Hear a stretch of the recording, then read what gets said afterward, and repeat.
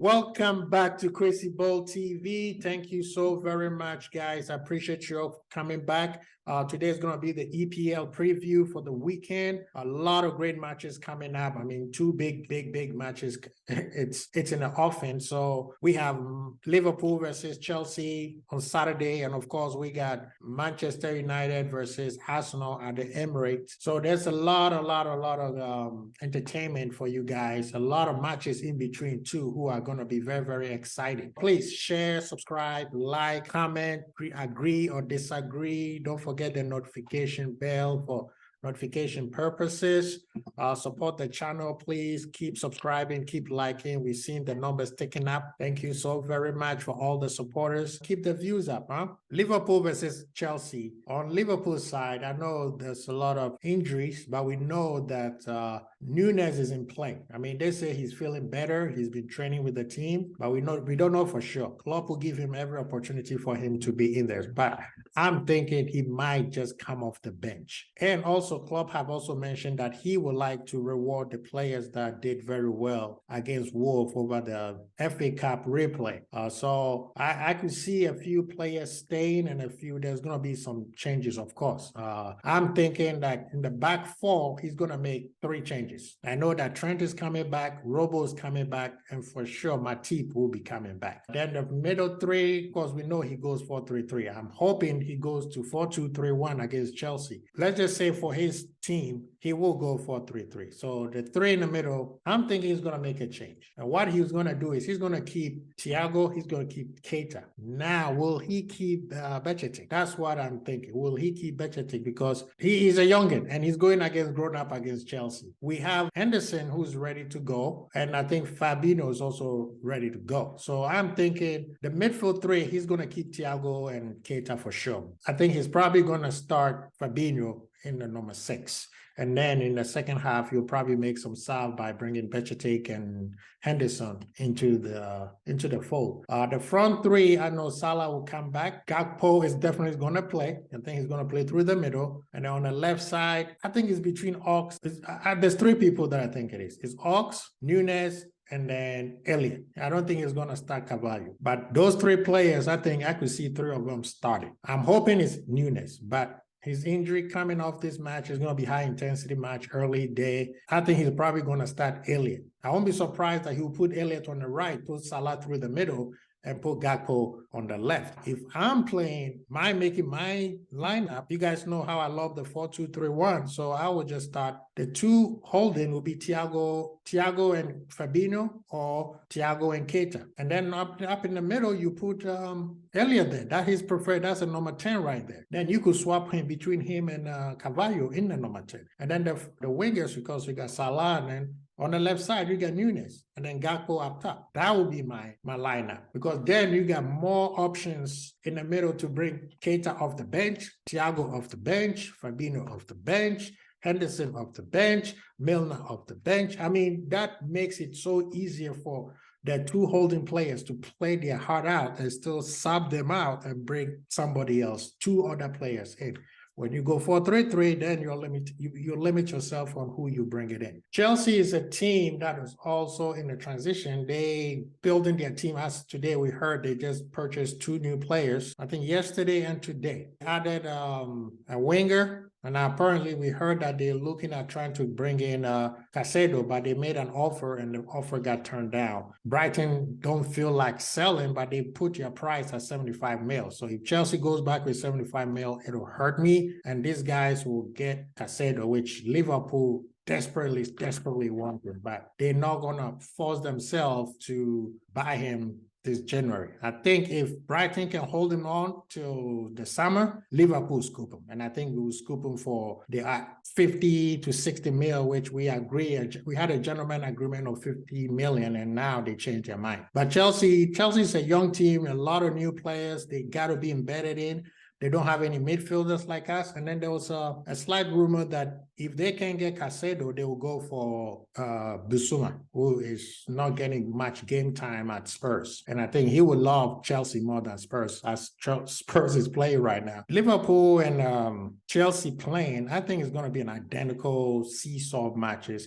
At first, both teams is going to be very pragmatic. They're going to try to sense each other out because none of them want to make a mistake. What we can get them off at, their midfield is not the best, and then their defense is a little bit shaky. So if we could get to their defense and pressure their midfield, we could hurt them. And I think they could do, it's basically identical. Just like I was saying, if they do the same thing, they could also hurt us. So this match is going to be, I think it's going to be exciting towards the second half, where now everybody has to get loose. Now, if any of those teams score, it's going to be an open game. But I'm hoping that Liverpool play like we played against Wolves. We scored the goal and then we didn't force anything. We just took our time, let them have the ball, and then hit them in the counter attack. That's why I would love to have Nunes back, because then we will have Salah and Nunes on the wings, hitting them with a high-speed counter-attack, or even one of them in the middle and hitting them in the counter-attack, because we know Gakpo is fast, right? It's not that quick. And he holds the ball very, very well. So if he is fit, I think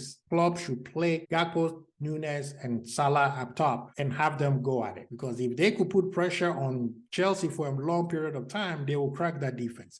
And eventually, towards the latter stages of the game, you could bring the youngins in and then replenish them. But he has to reward these guys who did very well in the midweek FA replay match. Keita and Thiago has to play together. I understand if he feels like Pathetic is not ready. I understand. Put Henderson or Fab in there. But Keita and Thiago has to play together. That is very important. And then we need speed up top. So if Nunes is fit, I don't care. Even if you're going to give him 45 minutes or 35 minutes, start him and then bench him. I know it makes no sense, but that's what I think.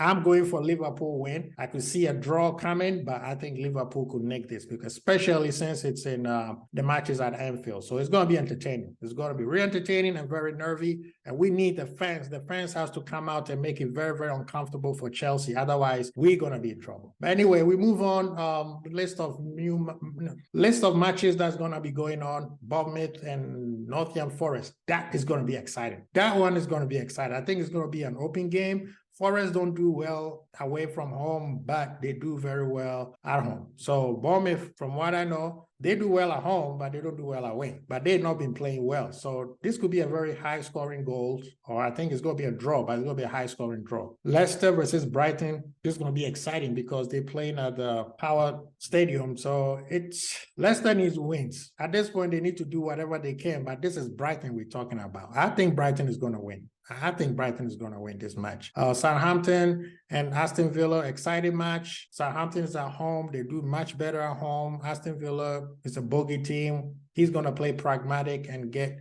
Southampton to come at them and then eventually hit them on a counterattack. I think Southampton might get this one. West Ham and Everton and London. West Ham is taking it. Both teams have been struggling. Funny thing is, they both David Moyes is attached to both teams, right? I think West Ham will win this one.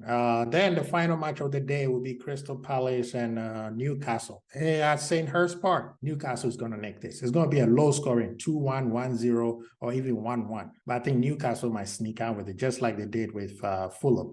On Sunday, we got Leeds and Brentford. This is going to be an exciting match, back and forth. Brentford, high energy. Leeds, also very, very high octane energy team. So it's going to be an exciting match for those who are going to be at the stadiums or watching this match. City and Wolves. I think City next days. Wolves will not be able to sustain that onslaught that City is coming up because of what happened today, which we'll get back to it.